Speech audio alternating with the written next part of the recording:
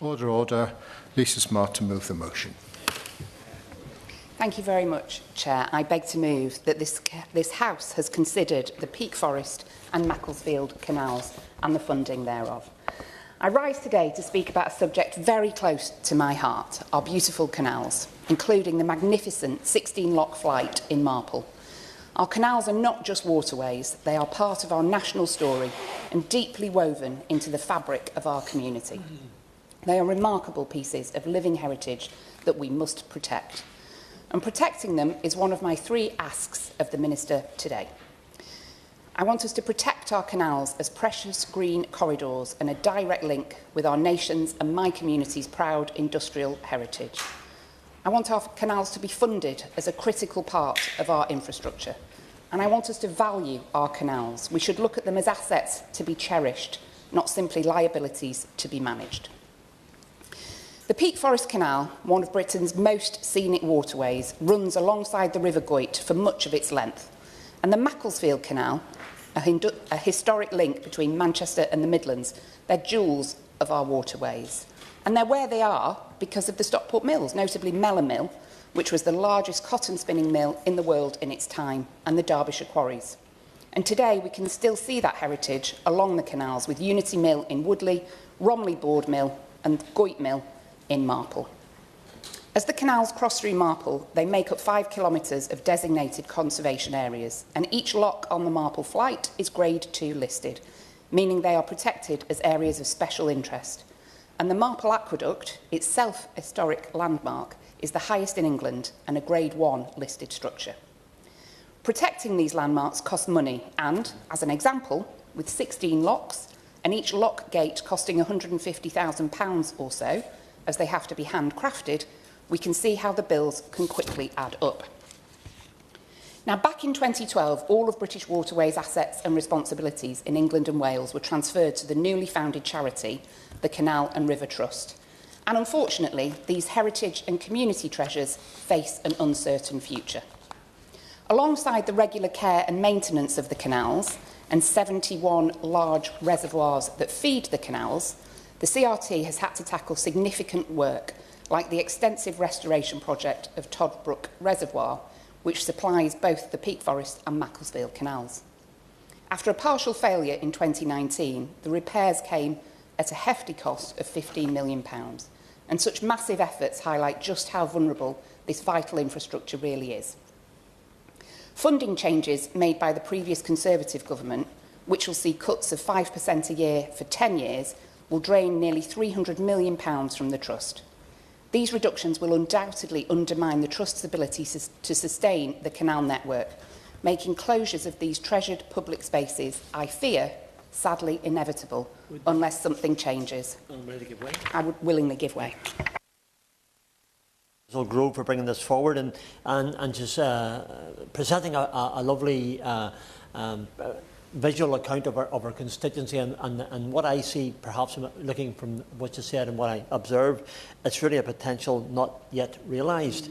The potential for tourism, the potential for the environment betterment, the potential for living for people across that community. Does the Honourable Lady feel there are so many things to gain by this? Does she feel that perhaps government should perhaps search in their pockets and find that extra money?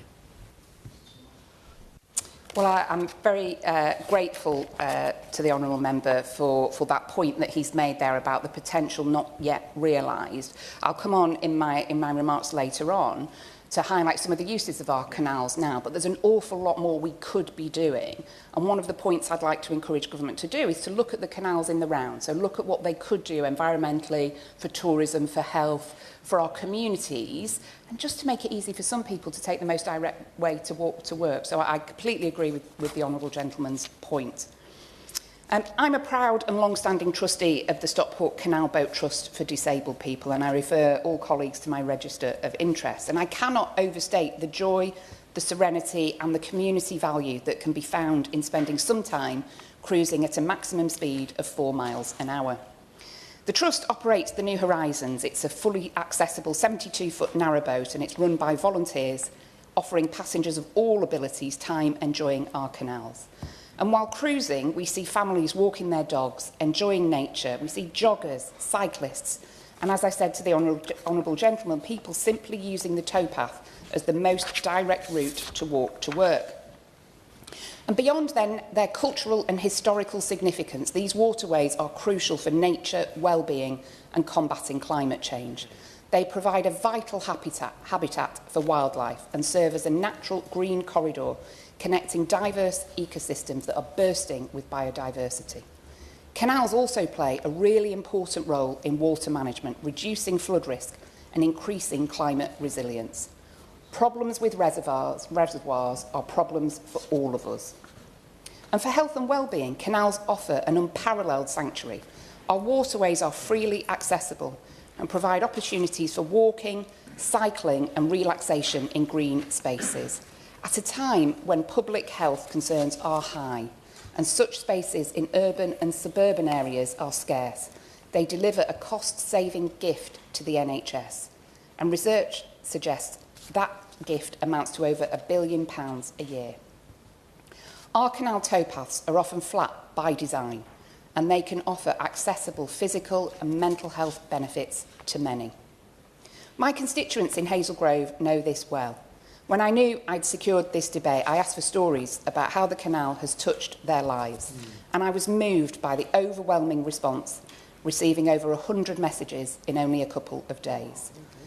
Older community members shared how they find solace and companionship in walking along the towpaths, while parents and grandparents spoke of the joy of exploring the canals with their children and grandchildren. And one resident shared how walks along the canal were crucial for recovery after a heart attack and a major cancer operation, with the serenity and beauty of the canal as key to their healing. For many, the canals are an escape from traffic pollution and noise, and they're a sanctuary of peace amid a busy world. Let's imagine if we looked at them as though they were part of the solution of how we encourage people out of their cars rather than problems to be managed and towpaths to be fixed.